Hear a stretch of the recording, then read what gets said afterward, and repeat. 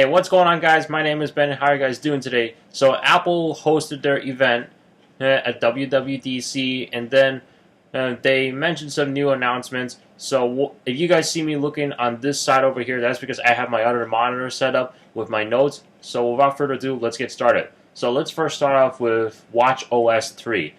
This is for the Apple Watch. I mean, you get better performance and you get instant launch of apps. So it's supposed to launch apps a lot faster this time with just one click, and then right away your app opened up right there.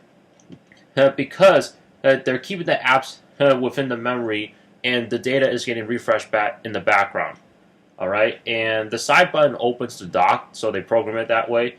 And not only that, but you can also, or actually, first of all, before I mention that, this includes Control Center, and you can actually make SOS calls for 911 on your Apple Watch. So if you're in an emergency or something, you can just use your Apple Watch and then call 911. Alright, and of course there's activity sharing. You can compete with your friends. You can send a voice message. And really, they tweaked the operating system a little bit just to make it a little bit more simpler. As far as for people that are on a wheelchair, this actually tracks the wheelchair pushes versus how many steps. Alright, and there's this app called Breathe, which basically helps people calm down and basically relieves their stress a little bit. Not 100% sure how that works, but yeah, it's something not of my interest really. And if you guys have been subscribed to me for a while, you'll know that I'm not too crazy about the Apple Watch in general. But for those of you that are, that's a pretty neat feature. If you guys get stressed out a lot, you always have a lot on your mind, this will definitely help you out. And it'll be released this fall. And they made another announcement, which they're bringing this thing called Sling TV for the Apple TV. It's a monthly subscription fee, and you basically have access to premium channels out there. And so other than that, let's talk about macOS Sierra. So you guys have seen my last video. There were rumors going around that Apple was thinking about changing the name, and now I got a better understanding of it. They're trying to match it with all the other names like WatchOS, tvOS, iOS, and but for the Macs, they're normally known as macOS 10. Now they're just known as macOS Sierra. So what are the new features with this? There's not that much. Really, that is very drastic for the operating system, but it's actually making it more convenient for users.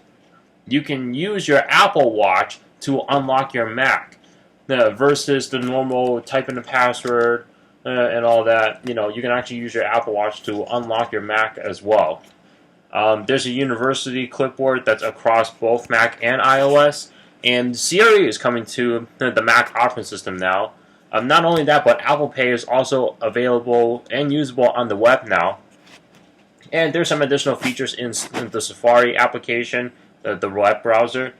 And, now you have single login apps for the Apple TV. This was another fact that I forgot to mention. But going back to the Apple TV, you can just use one single login credential to log in through to all your apps on the Apple TV. Now, back to macOS Sierra. This will be coming out in the fall, but the public beta is not released until next month in July. So, I don't know what the exact date is. I do look forward to testing it out, and then I'm going to show you guys what it's like. Alright, so now let's get into iOS 10. Now, iOS 10... that there isn't much to it. Just some additional features and some redesign of certain apps. Raise to wake. So there are already phones out there where you just pick up your phone and then your phone is unlocked or it comes out of the sleep mode, and it shows you more information now in the lock screen with live updates and apps or live updates from apps. Not only that, but Siri is open to developers. It can be accessed by third-party apps. So you can use Siri within applications right now versus just the stock iPhone apps or stock iOS apps. You have, for the photos, you have face recognition. And as far as maps is concerned, I mean, it's totally redesigned with controls, and then there's more details about the location that you're looking up. The Apple Music app, that got a redesign. The Apple News app, that was also redesigned. HomeKit is now called Home, and you use this app just to control the variety of products that you have in your house, such as light switches, things like that. As far as the Messages app is concerned, they have this thing called Write Messages now. And not only that, but iOS 10 will be coming out this fall, but the public beta will also be released next month in July. And if you go on Apple's website, you can see a list of devices that are compatible with iOS 10. I haven't found that out myself yet, but I am going to take a look to see if any of my devices is capable of running iOS 10. And even if it is, it's probably going to run a little bit sluggish, because iOS 9 runs a little bit sluggish on my iPhone 5, and it's even worse on my iPod Touch 5th gen. But, I wouldn't be surprised if the iPhone 5 got the next update, and then next thing you know, it'll probably slow it down. But, yeah, that's pretty much it for Apple's event. I mean, today was mostly about the software, and, I'm curious to see how these features are going to play out once I start trying it out. So, guys, thank you so much for watching. Please subscribe, rate, comment. Also, check out the description below for my social media links, Twitter and Instagram. And, were you guys excited about this event or not excited? Do you guys care? Do you not even care?